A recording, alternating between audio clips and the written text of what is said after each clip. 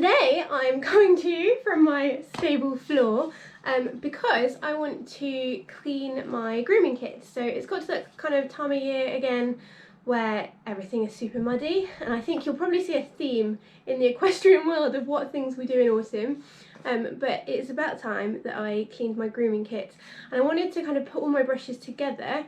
I've always had one grooming kit for all my horses, but Qantas has got quite sensitive skin, so I got him a different grooming kit. I used a natural bristle one that Dan got me for my birthday. Now I want to see if I have enough brushes to kind of go, so between 3 horses that they can have their own brushes each. So before I wash everything, I thought I'd go through what I have. So we will start with Qantas's grooming kit that came in this nice little Hessian bag. This is by far the best kind of brushes and stuff I've ever had. So I've got the super, look how dusty that is horrible. I've got the super soft brush. I don't know what their real names are called, and then medium and a hard. And then for him, I've got a Shire's like normal rubber curry comb, a wooden brush, that's what that is, and then a rollerball curry comb that I think will move into Tizzy's grooming kit once we've gone through everything, and that is what's in that one. Then I have the grooming kit that is usually in my lorry.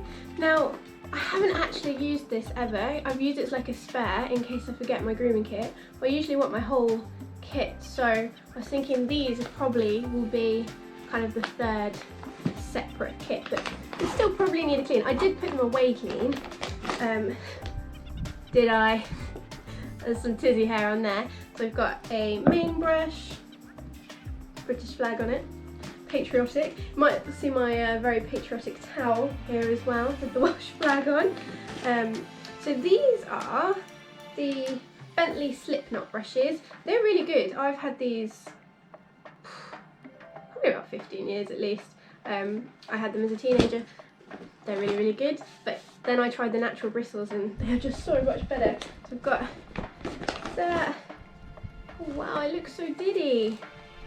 I definitely didn't put these away clean, did I? Oh, pick. That's all that's in that one. And then we have my main grooming box, which has actually a really cute story. So the first year me and Dan were together, the first Valentine's we were together, I basically got back to the yard and he had done a treasure hunt all through the yard, loads of different clues. Every like clue had a rose in it, and the prize, my Valentine's gift, with my 2 favourite colours, orange and blue, this grooming box, which is every horsey girl's dream really, isn't it?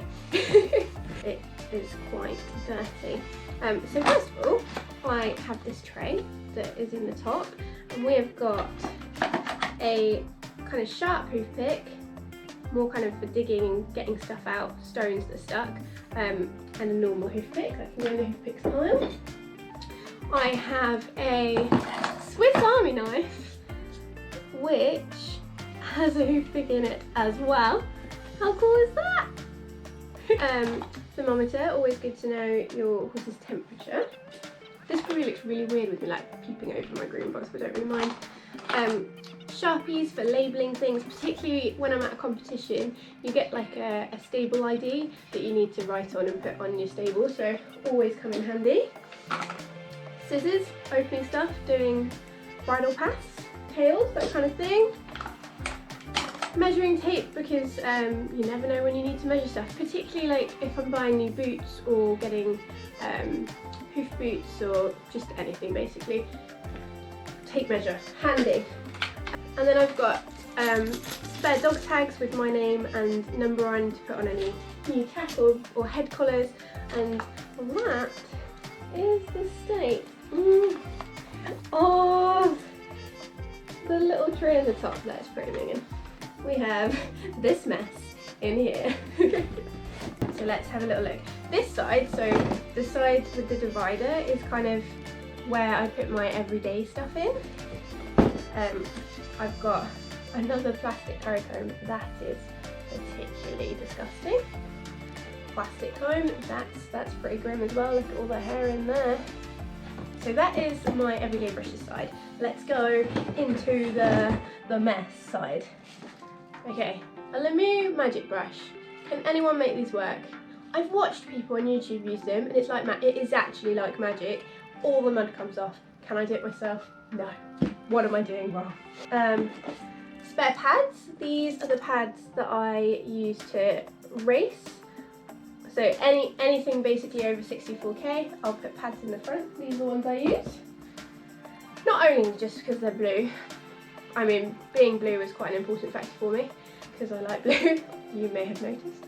But also because they're just so hard wearing. Like some pads, you see them after 160 kilometers and they're literally shredded. These I could use again. I really could. I don't know. This is my brush to re-fluff all my numbness and wool stuff. Works wonders. It was like £1 from Pets at Home. And this has a great story. So, I mean, it's very, very old. I've had this since I was 9, so it's actually 20 years old. Go little brush. It's one of those like rubber hair removing brushes. I think you can actually still buy them. So Endurance GB has a magazine, and it ran a competition to, I think it was name EGB's mascot or draw EGB's mascot, one or the other, or maybe even both. And I won. I called it Sus, which is Welsh for kiss. And this was the prize. And at the time, I rode a Section A 11-hand Welsh mountain pony who was known on the circuit as Fluffball because he literally was unbelievably fluffy. So this was a very apt prize. So my 2 bendy rulers for when I'm fitting my tack. There's a lot of stuff in here. Hand sanitizer. I had hand sanitizer in my tack box before it came cool, and COVID made it a necessity, but I always have that. Just because when you're at a competition stables, if you touch someone else's horse or you touch someone else's kit, I just don't want to like cross-contaminate and maybe give my horse something, so always have that. Weight tape. Oh wow, this was long overdue, wasn't it? A weight tape, always good to know your horse's weight. I like to do it kind of every couple of weeks just to keep track of how they're doing and what I'm feeding and things. Then I've got a plaiting comb, and I have literally had this is also filthy, I apologise. I've literally had this since I've had horses, so probably about 2 years old. Still goes strong. Then we've got an array of carabiner clips and a chain, because you just never know what you might need to close up, hang up, attach when you're away. And then the rest in here is basically just rubbish. Another clip. So let's see, the bottom of this is pretty disgusting. First things first, I will clean out the grooming bags and boxes so that when we put everything away while they're going in is nice and clean.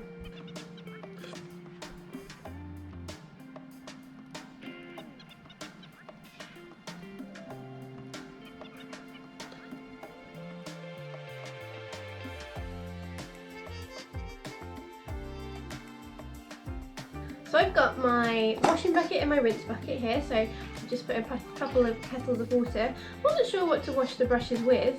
I know like makeup brushes come with special shampoo, but I've gone for my conditioning shampoo, so I know the horses are fine with it, so if they're sensitive to any other shampoo I would use on the brushes, it won't be. So I think what I will do is I'll put a little splodge on every brush rather than just put it in the water. We'll see, whatever works best. I'm going to use this brush to kind of scrub the other brushes because I think it's the cleanest. So we'll just dollop it in there. Put it in. Put a little bit of shampoo.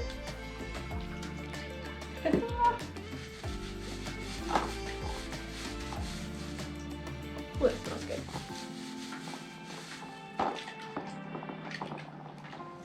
Trying to get right down into the bottom because that's kind of where all the mud gets.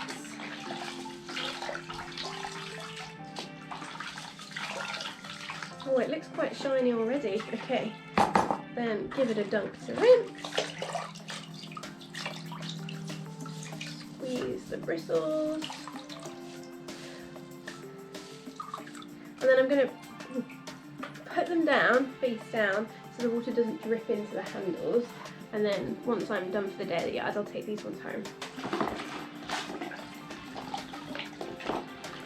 Just spray myself in the face.